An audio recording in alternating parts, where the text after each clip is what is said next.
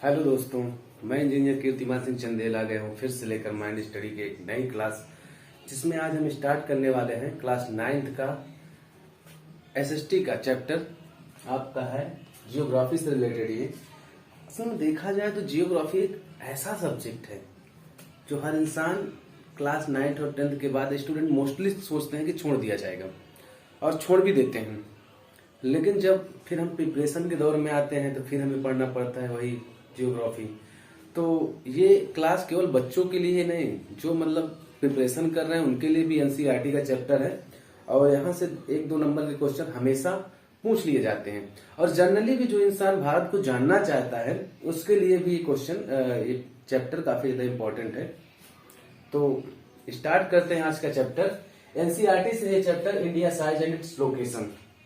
मतलब कि इस चैप्टर में हमें पढ़ना क्या है, पहले हमें देखना है कि इंडिया क्या है, कहाँ है, उसके बाद उसका साइज क्या है, फिर उसका लोकेशन कहाँ पे है, वर्ल्ड में कहाँ पे आपका इंडिया लोकेटेड होता है वो देखना है।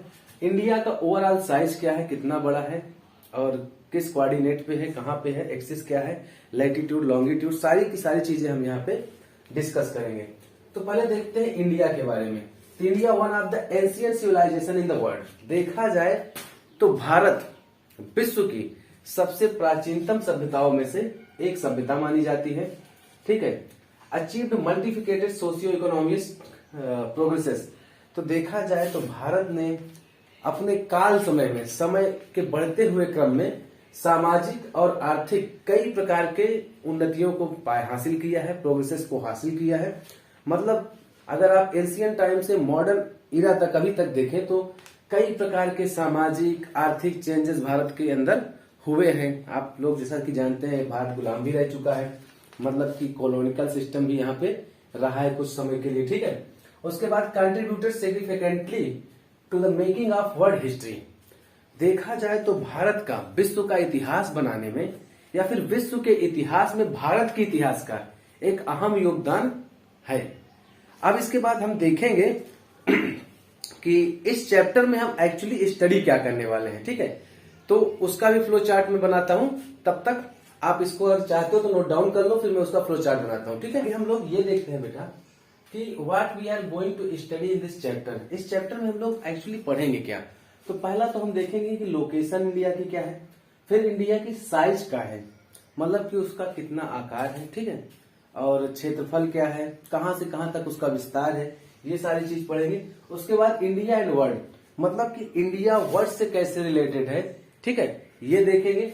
एंड उसके बाद देखेंगे हम लोग इंडियाज नेबरिंग, मतलब कि इंडिया के पड़ोस में क्या क्या है। ठीक है। ये सारी की सारी चीजें हम इस चैप्टर में डिस्कस करेंगे। तो पहला हम लोग डिस्कस करते हैं लोकेशन। क्या डिस्कस करेंगे? लोकेशन। ये मैं इरेज कर देता हूं। अब लोकेशन के बारे में हम लोग स्टार्ट करते हैं। ठीक है बेटा। हाँ तो बच्चों, अब हम डिस्कस करने वाले हैं इंडिया की लोकेशन।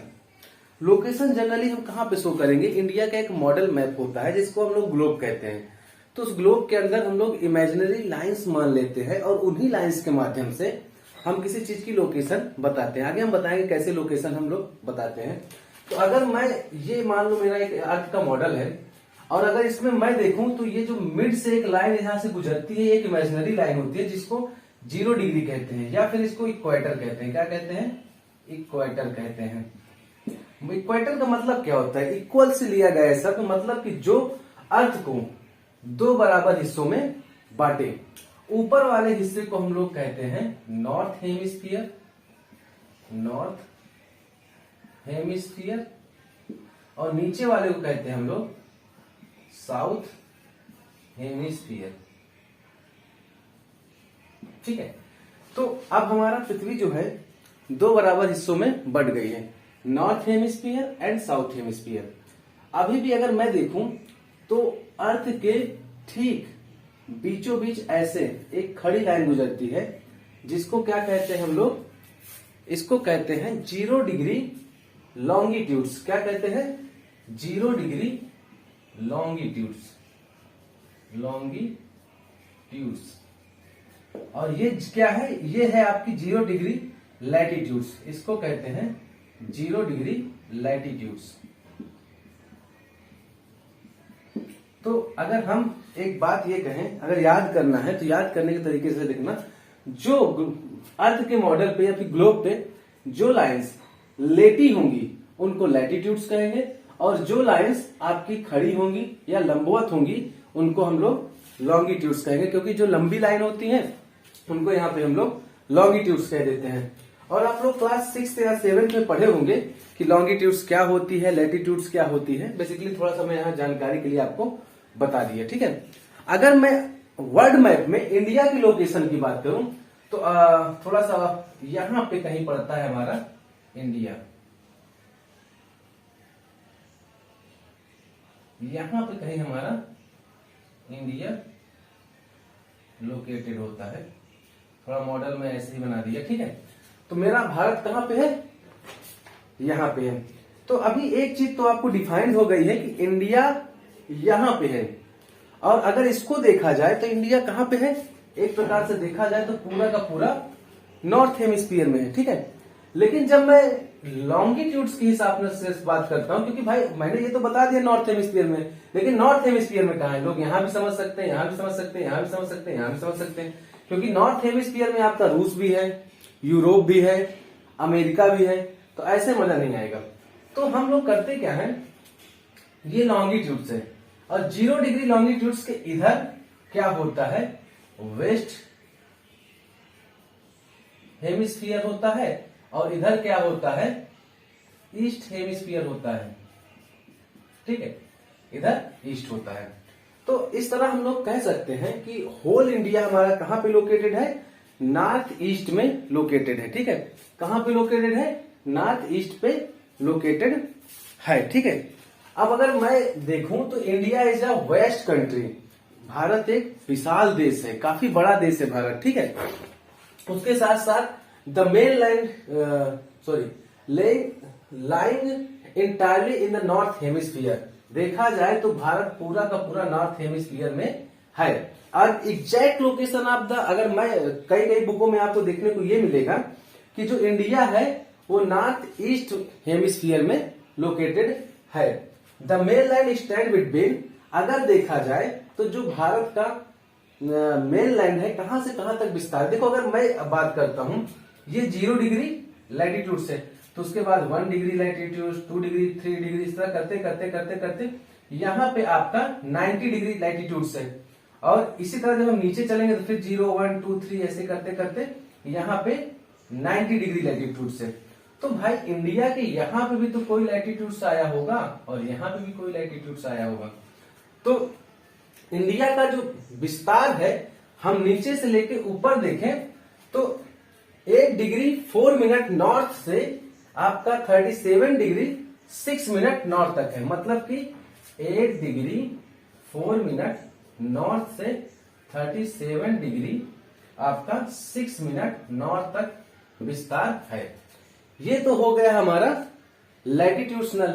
लेकिन लॉन्गिट्यूशनल अगर हम देखें तो लॉन्गिट्यूड्स में हमारा, जब हम इधर से चलेंगे 0 डिग्री लॉन्गिट्यूड से, तो यहां से लेके यहां तक का जो विस्तार है, एक्सटेंडेशन है, ये हो जाएगा बेटा आपका 68 डिग्री 7 मिनट से आपका कहां तक जाता है, 97 डिग्री 25 मिनट तक जाता है, ठीक है। यहाँ पे हम ईस्ट जरूर लिखेंगे, क्यों, क्योंकि इससे क्या पता चलता है कि हमारी लोकेशन ये प्राइम मेरिडियम होती है ना, जो ग्रीनविच टाइम होता है, लंदन से होकर गुजरती है, तो ग्रीनविच टाइम के हमारा जो है किधर है, मतलब ईस्ट साइड हमारा देश लोकेटेड होता है। The topic of cancer divided the country almost the 2 equal parts.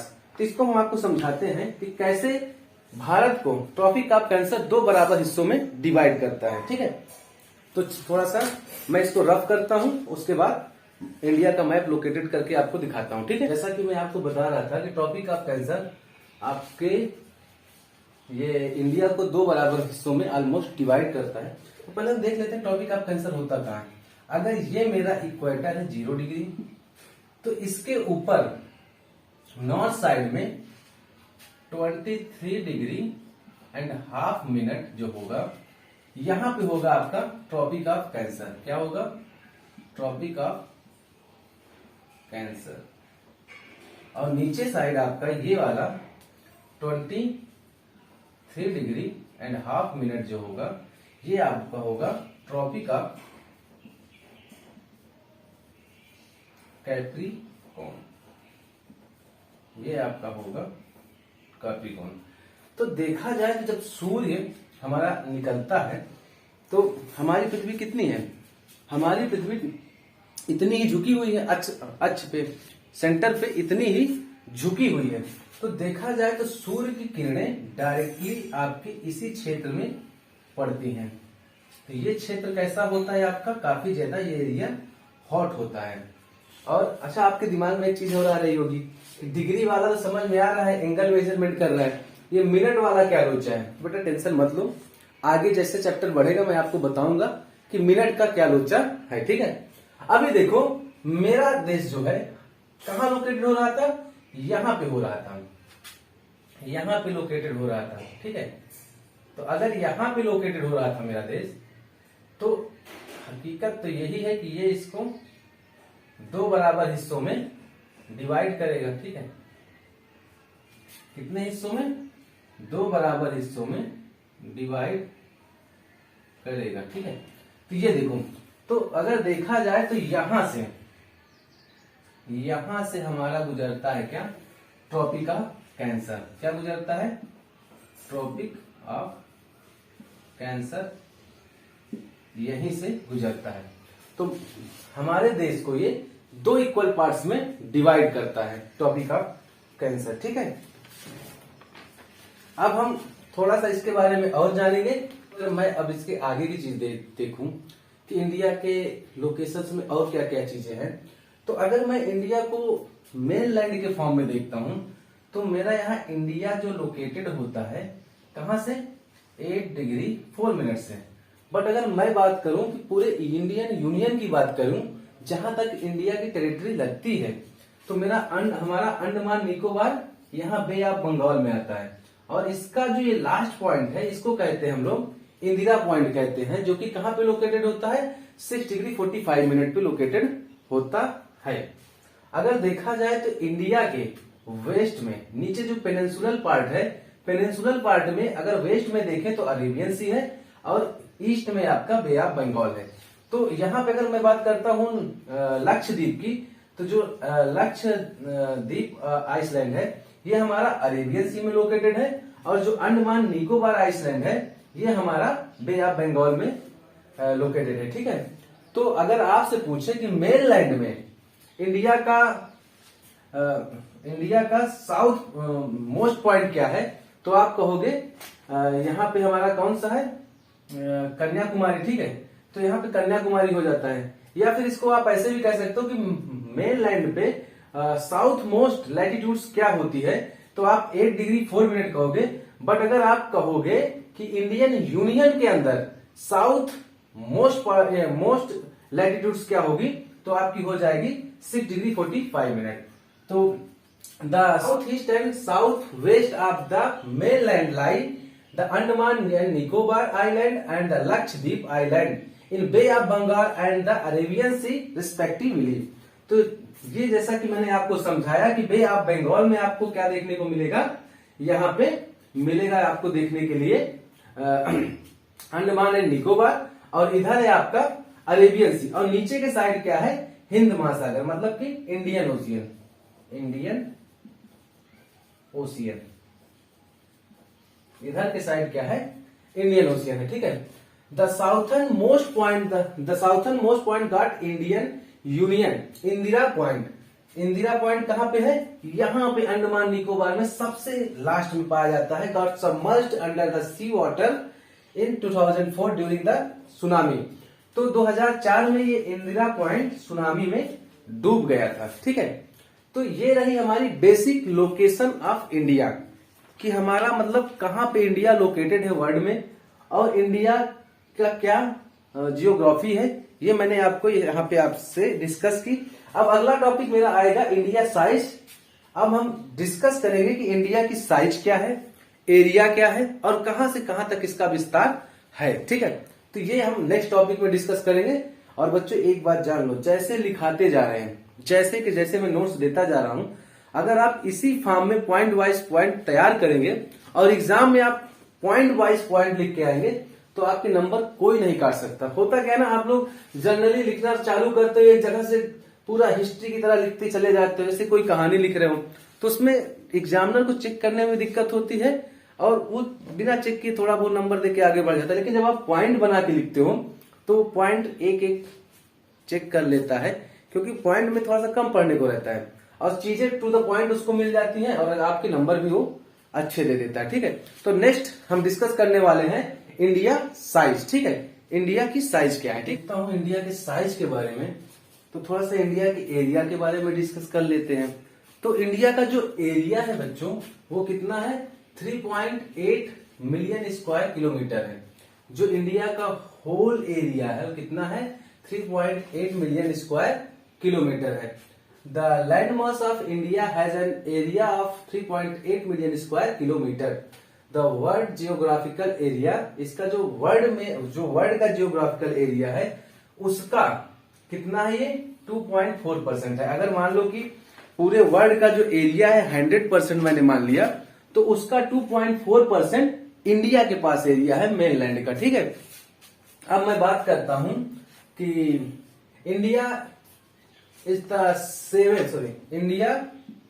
The seventh largest country of the world. देखा जाए तो भारत विश्व की 7वीं सबसे बड़ी कंट्री देश है। ठीक है, किस फॉर्म में, जनसंख्या के फॉर्म में नहीं, लैंड मास के फॉर्म में। मतलब कि एरिया की दृष्टि से, लैंड मास की दृष्टि से मेरा जो देश भारत है, इंडिया है हमारा देश भारत। ठीक है, हमारा देश कौन से नंबर पे आता है, 7वें नंबर पे आता है। इसके पहले भी 6 देश आते हैं। कौन कौन से आते हैं, एक टेक्निक बताता हूं, आप यहां लिख के उसको याद कर लीजिए। ठीक है,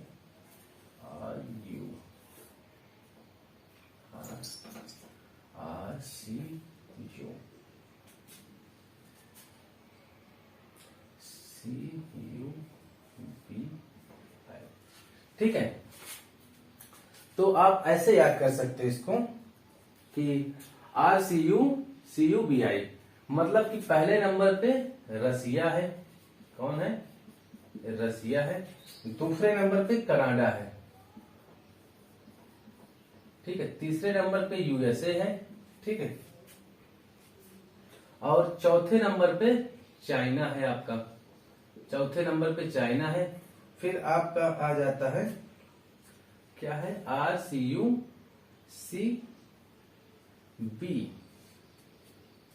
ठीक है, आप इसको ऐसे कर लो, RCUCBAI।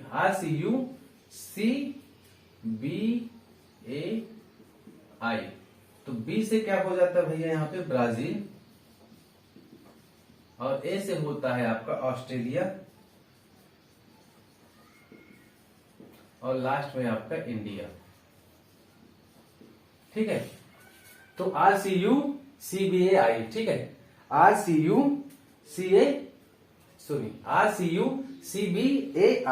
ये आपकी टेक्निक है। इससे आपको पता चल जाएगा कि भारत के पहले कितने देश हैं जो एरिया की दृष्टि से, मास की दृष्टि से, मतलब एरिया मास की दृष्टि से, फिर लैंड एरिया की दृष्टि से भारत से आगे हैं। ठीक है, आगे है मतलब कि अगले स्थान पे हैं। पहले नंबर पे आपका रसिया हो जाता है, दूसरे नंबर पे कनाडा हो जाता है, तीसरे नंबर पे USA, उसके बाद चाइना, फिर ब्राजील, फिर ऑस्ट्रेलिया, उसके बाद आपका इंडिया। ठीक है, अगर आप वर्ल्ड मैप में कहेंगे तो मैं वर्ल्ड मैप में भी आपको बना के नेक्स्ट स्लाइड में जब अगली क्लास पढ़ाऊंगा तो वहां पे भी समझा दूंगा कि कैसे इसको वर्ल्ड मैप पे आप याद रख सकते हैं। ठीक है, लेकिन ये टेक्निक भी अच्छी है, RCUCBAI। ठीक है, उसके बाद India has a land boundary of about 5200 kilometre. तो जिसकी मतलब कि जो लैंड बाउंड्री, जो जमीन से जुड़ती हुई बाउंड्री है, उसकी मतलब अगर हम लंबाई देखें तो कितनी है, 15,200 किलोमीटर है। मतलब 15,200 किलोमीटर इसकी लैंड बाउंड्री, मतलब जो जमीन से सीमाएं ये बनाता है वो इसकी कितनी है, 15,200 किलोमीटर है।